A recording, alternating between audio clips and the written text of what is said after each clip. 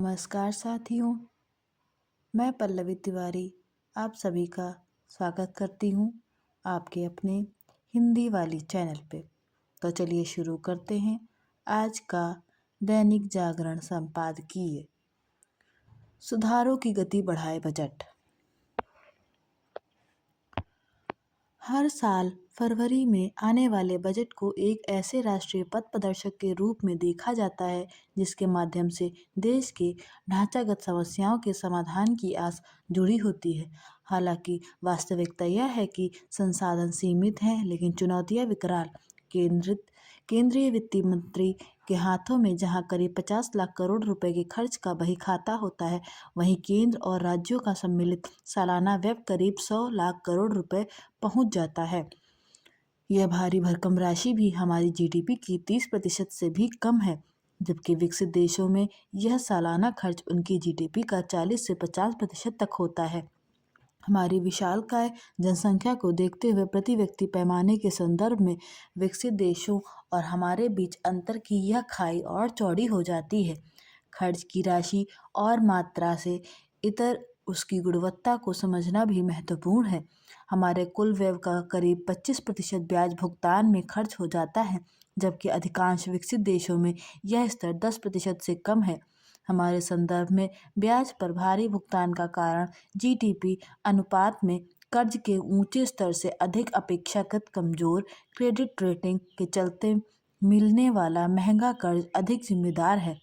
ब्याज भुगतान, वेतन, पेंशन और सब्सिडी जैसे खर्च की प्रतिबद्ध मद ही हमारे 60% संसाधनों को सोख लेती है और ऐसी स्थिति में बुनियादी ढांचे से जुड़े परिसंपत्ति, निर्माण, शिक्षा एवं स्वास्थ्य जैसे सामाजिक संकेतकों और रक्षा पर खर्च करने के लिए मात्र 40% संसाधन शेष रह जाते हैं। बजट प्रक्रिया में अपर्याप्त व्यय आवंटन के जरिए एक खराब शुरुआत होती है। कम प्रति व्यक्ति खर्च स्थिति को और बिगाड़ देता है। इस पर कमजोर क्रियान्वयन परेशानियां और बढ़ा देता है। परिणाम स्वरूप विकास के मोर्चे पर कई विसंगतियां सामने आती हैं, जिसे केंद्र और राज्य सरकारों के बजट दूर करने में असमर्थ रहे हैं। चूंकि केंद्र सरकार ही सर्वाधिक राजस्व जुटाती और खर्च करती है, तो स्वाभाविक रूप से अपेक्षाओं का बोझ भी उसे ही उठाना पड़ता है।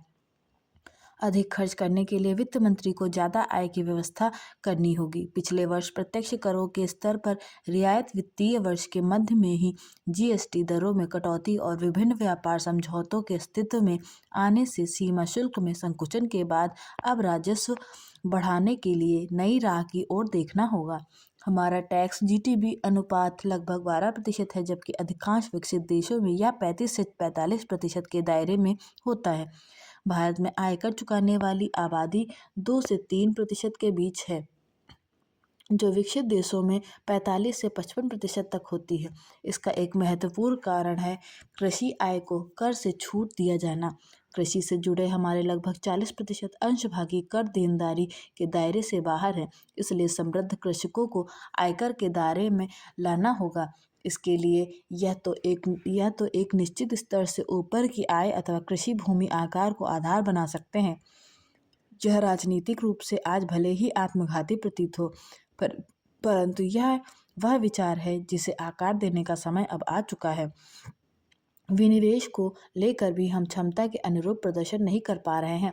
दिग्गज सार्वजनिक उपक्रमों का समग्र बाजार पूंजीकरण लगभग 40 लाख करोड़ रुपए है।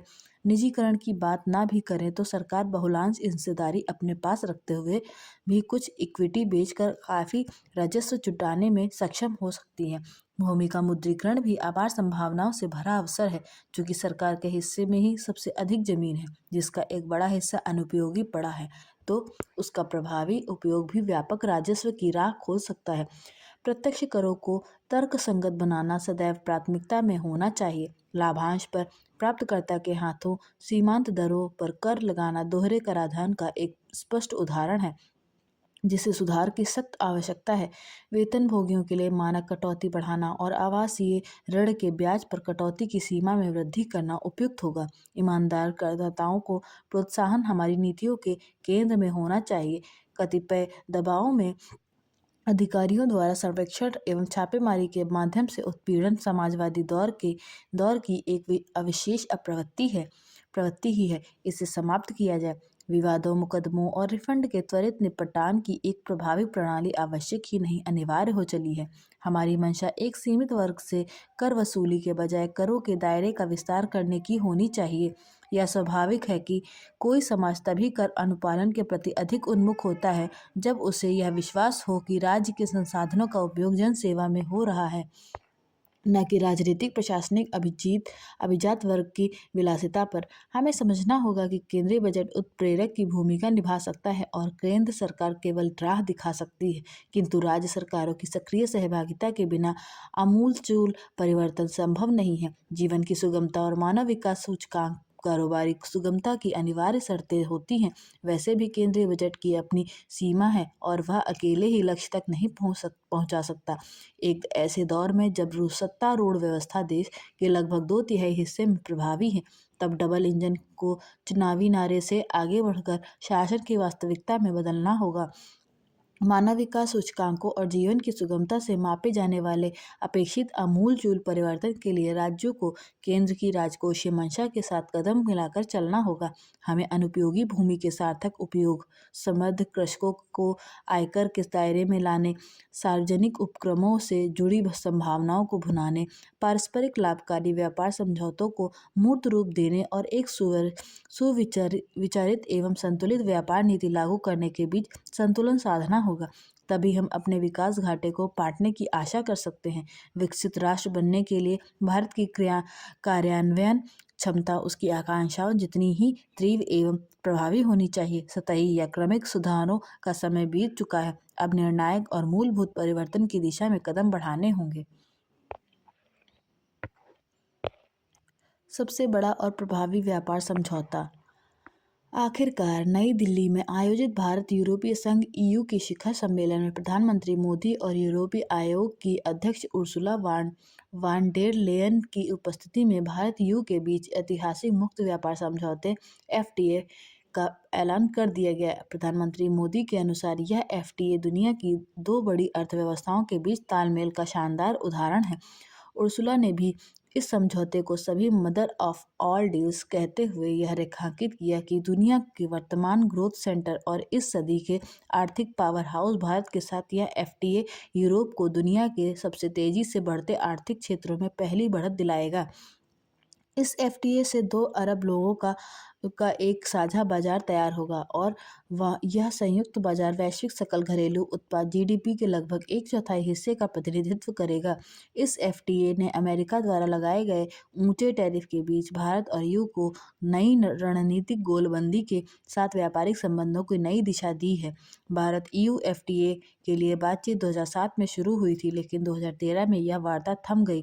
जून 2022 में वार्ता फिर से शुरू की गई, जो अब अंजाम तक पहुंची है। भारत और यूरोपीय संघ दोनों वैल्यू चेन के अलग अलग स्तरों पर काम करते हैं। भारत प्रमुखतः श्रम प्रधान और प्रसंस्करण आधारित वस्तुओं का निर्यात करता है, जबकि यूरोपीय संघ मुख्यतः पूंजीगत वस्तुओं, उन्नत प्रौद्योगिकी और औद्योगिक उत्पादों की आपूर्ति करता है।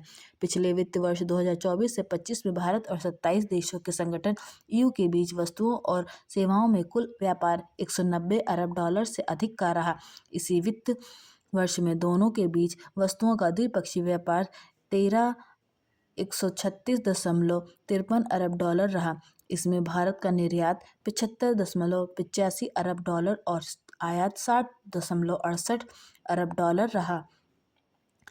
यूरोपीय संघ भारत में एक बड़ा निवेशक भी है, जिसका अप्रैल 2000 से सितंबर 2024 तक प्रत्यक्ष विदेशी निवेश (एफडीआई) करीब 117.4 अरब डॉलर रहा। इस एफटीए से भारत और यूरोपीय संघ के छात्रों, कामगारों, शोधकर्ताओं और उच्च कुशल पेशेवरों की आवाजाही को सुगम बनाने, अनुसंधान और नवाचार को बढ़ावा देने के लिए एक व्यापक गतिशील ढांचे को आकार मिला है। यह एफटीए भारत-ईयू व्यापार के लिए महज एक व्यापार का रणनीतिक दस्तावेज नहीं है, बल्कि आर्थिक पुनर्व्यवस्था के रूप में भारत और ईयू के लिए बदलते वैश्विक व्यापार वातावरण में आगे बढ़ने का अवसर देने वाला पड़ाव है।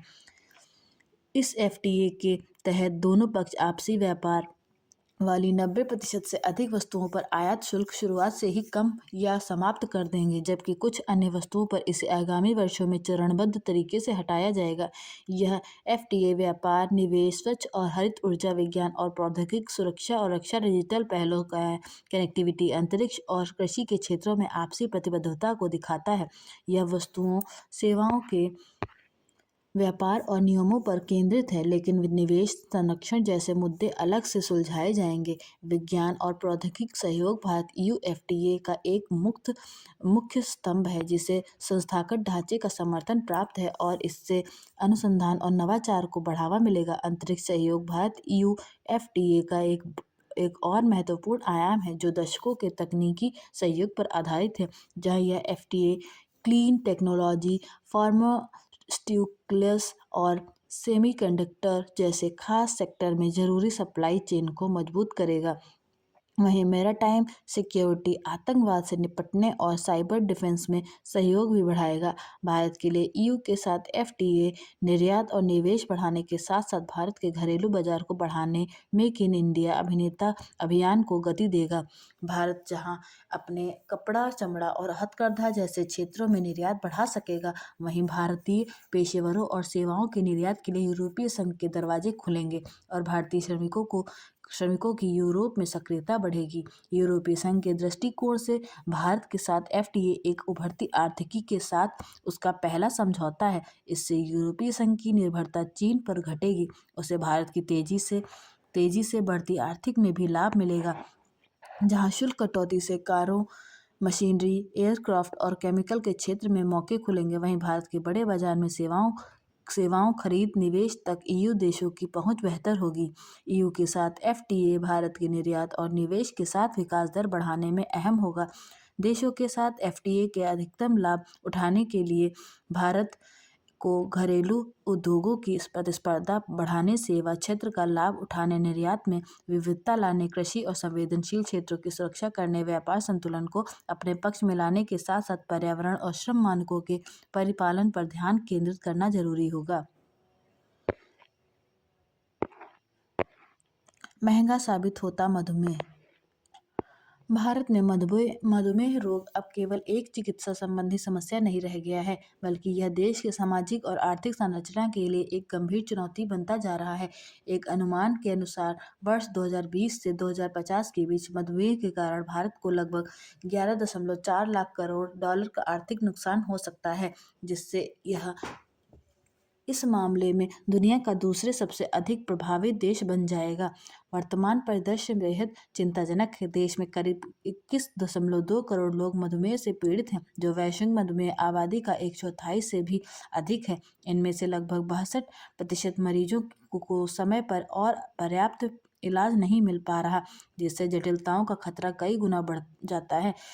इसका अर्थ यह है कि करोड़ों लोग बिना समुचित उपचार के इस बीमारी के साथ जीवन जीने को मजबूर हैं, जिसका सीधा असर उनके स्वास्थ्य, कार्यक्षमता और जीवन स्तर पर पड़ता है। मधुमेह एक मेटाबॉलिज्म संबंधी रोग है, जिसमें शरीर में इंसुलिन की कमी या उसके प्रभावी उपयोग में बाधा के कारण रक्त में शर्करा का स्तर असामान्य रूप से बढ़ जाता है। असंतुलित खान-पान, शारीरिक निष्क्रियता, मोटापा, आनुवंशिक कारण और बदलती जीवन शैली इसके प्रमुख कारण हैं।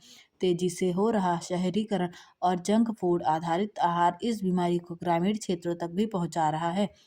मधुमेह का आर्थिक बोझ केवल दवाओं और अस्पताल खर्च तक सीमित नहीं, कुल नुकसान का बड़ा हिस्सा उत्पादकता में कमी, काम से अनुपस्थित और परिवार द्वारा दी जा रही अनौपचारिक देखभाल से जुड़ा है।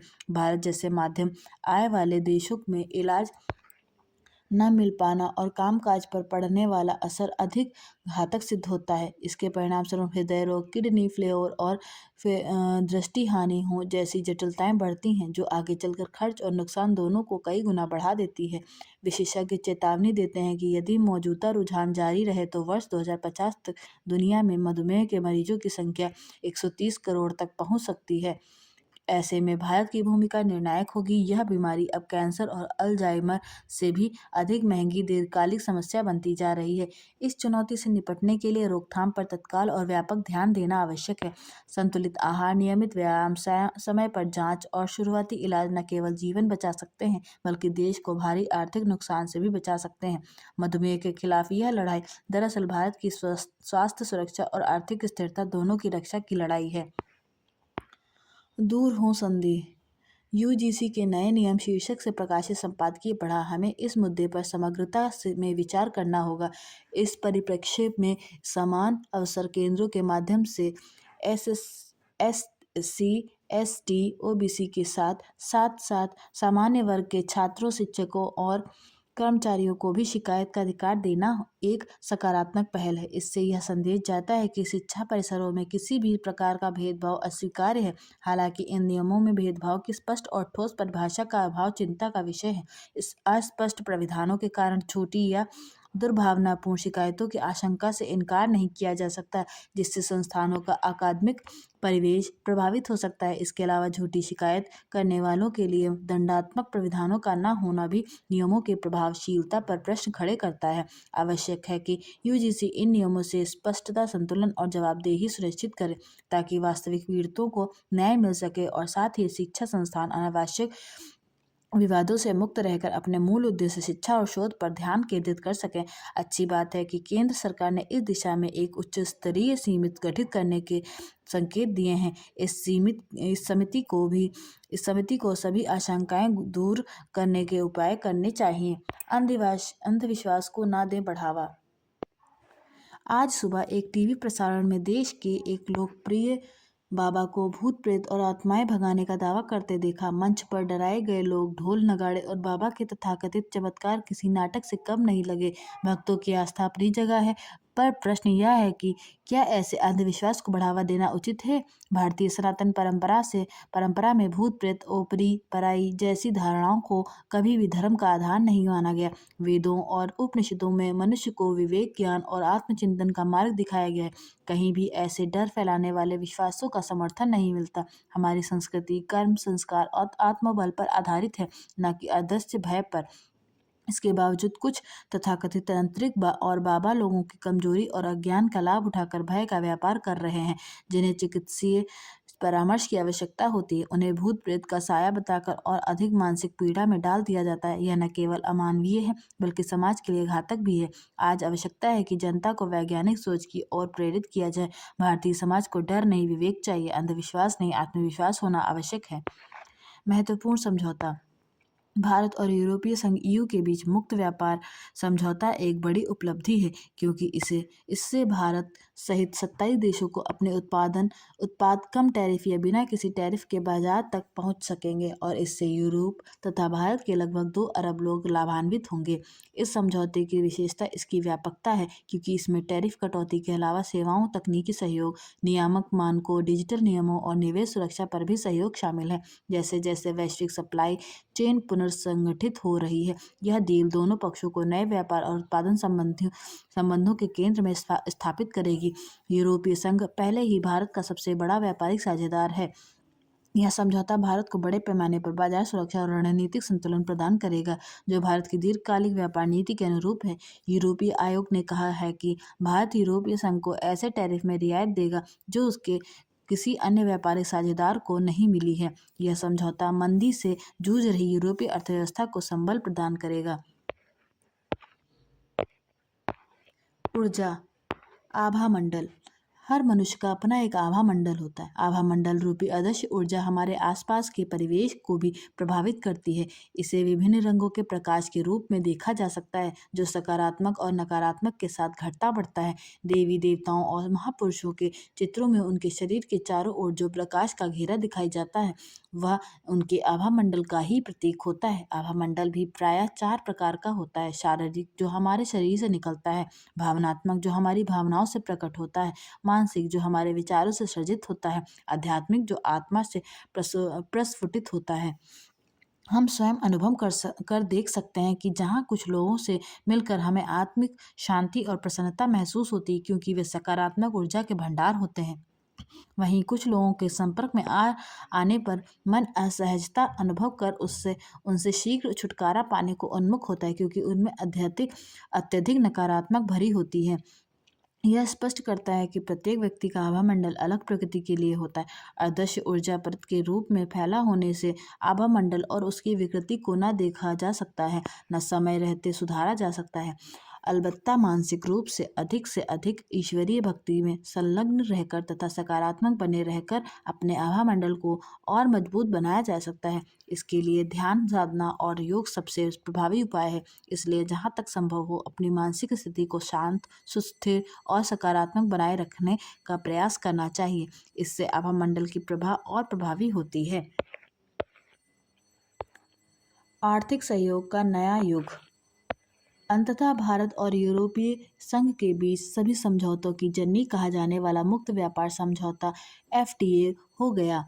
इस समझौते का महत्व केवल इसलिए नहीं कि यह दुनिया की एक चौथाई आबादी वाले भारत और 27 सदस्यीय यूरोपीय संघ के बीच हुआ है।